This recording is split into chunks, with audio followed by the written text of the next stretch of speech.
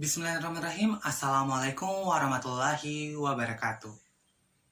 Pertama-tama, saya ucapkan puji syukur kehadirat Allah Subhanahu wa Ta'ala atas berkat rahmat dan hidayahnya yang telah diberikan kepada kita semua, terkhusus untuk saya hingga saat ini.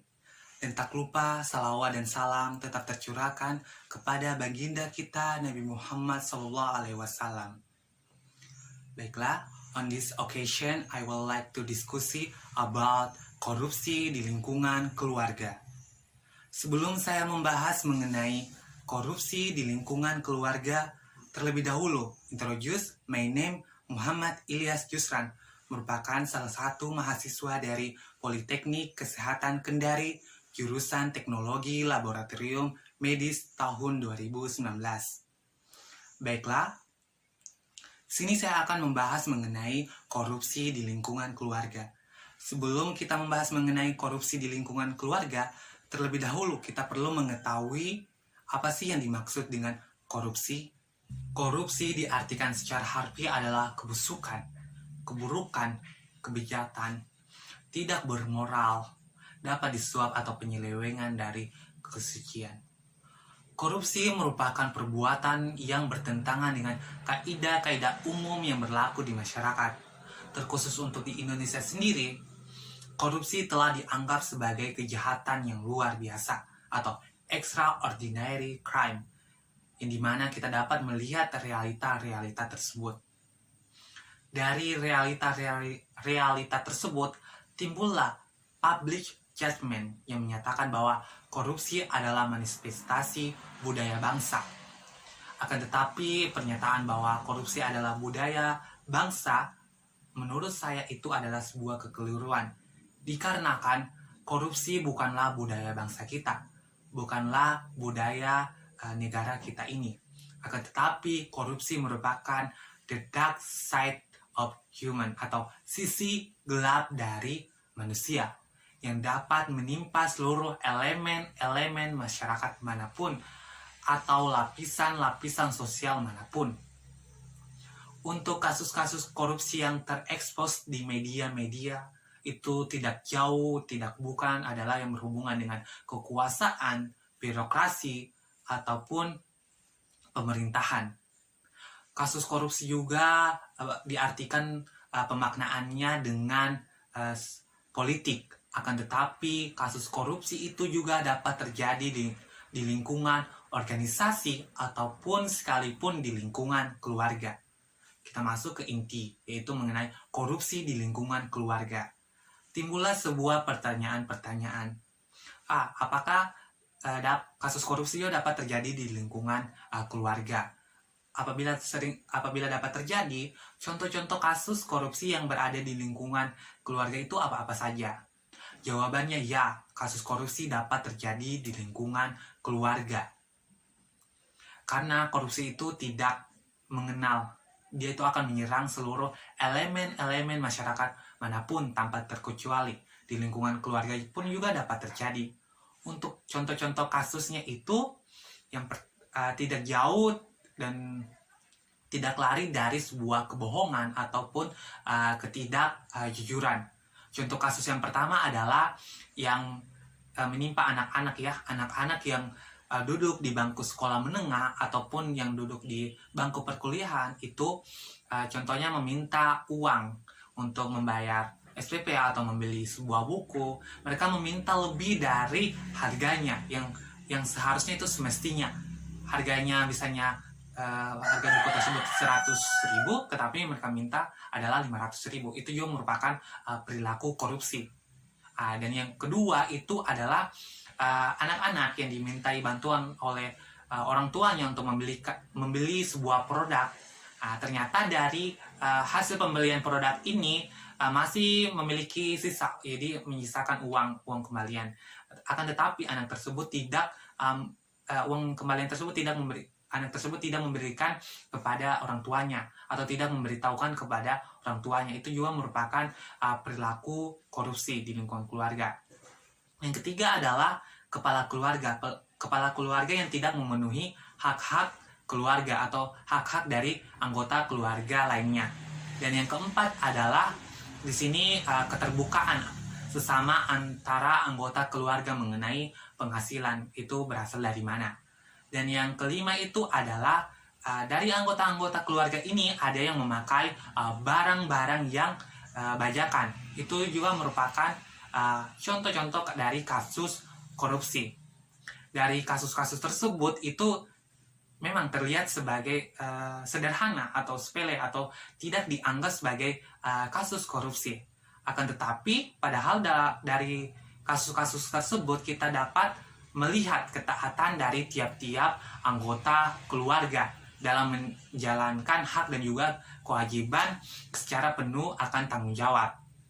Apabila seringnya terjadi dari contoh-contoh kasus tersebut sering terjadi, anggota keluarga tersebut sering melakukan pelanggaran-pelanggaran peraturan yang ada di dalam lingkungan keluarga, ini dapat menjadi atau cikal bakal jalan tumbuhnya perilaku korup di masing-masing di jati diri masing-masing anggota keluarga.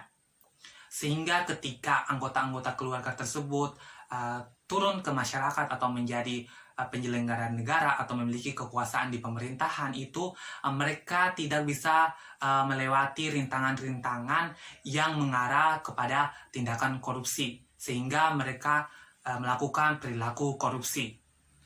Timbullah sebuah pertanyaan lagi, bagaimana cara mengatasi ya dari contoh-contoh kasus tersebut, bagaimana sih cara mengatasinya sehingga ketika anak-anak tersebut terjun ke masyarakat atau menjadi penyelenggara negara, memiliki kekuasaan di pemerintah, itu tidak menjadi skala besar, istilahnya kasus korupsi ke skala yang besarnya. Itu jawabannya tidak lain itu dari orang tua juga dan juga dari lingkungan keluarga. Di situ dapat ditanamkan sebuah nilai-nilai yang berada di lingkungan keluarga, itu harus ditanamkan sebuah nilai-nilai dari orang tua ke anak-anaknya. Karena dari nilai-nilai tersebut itu akan berdampak besar di kemudian hari atau di tahun-tahun di masa-masa akan mendatang. Oleh karena itu, adapun nilai-nilai yang harus ditanamkan, diajarkan, dicontohkan atau juga diimplementasikan, itu ada 17 nilai yang harus diterapkan, yaitu pertama adalah mengenai nilai religius. Nilai religius ini berhubungan dengan Sang Pencipta. Yang kedua adalah nilai kedisiplinan. Yang ketiga adalah nilai toleransi. Yang keempat adalah nilai kejujuran. Dan yang kelima adalah nilai kerja keras. Di sini apabila kita ingin menghasilkan hasil yang besar atau hasil yang sangat-sangat maksimal, gitu memerlukan kerja keras yang sangat besar, bukan yang instan saja. Yang keenam adalah kreativitas. Kreativitas di sini setiap anggota-anggota keluarga itu harus memiliki pikiran-pikiran yang inovatif, yang berpikiran untuk maju. Yang ketujuh adalah kemandirian. Yang kedelapan adalah demokratis. Yang kesembilan adalah rasa ingin tahu. Di sini kekepoan ya, yang kekepoan yang lebih baik, yang ke positif. Yang ke-10 adalah semangat kebangsaan, dan yang ke-11 adalah cinta akan tanah air. Yang ke-12 adalah di sini menghargai prestasi. Jadi di sini orang tua juga harus menghargai prestasi yang diperoleh dari anak. Yang ke-13 adalah komunikatif. Di sini komunikasi antara sesama anggota keluarga itu harus terjalin dengan baik. Dan yang ke-14 adalah cinta damai. Yang ke-15 adalah gemar membaca. Semakin kita membaca, semakin dapat kita menambah ilmu kita, semakin pikiran kita itu semakin luas. Yang ke-16 adalah peduli akan lingkungan. Dan yang ke-17 adalah peduli akan sosial.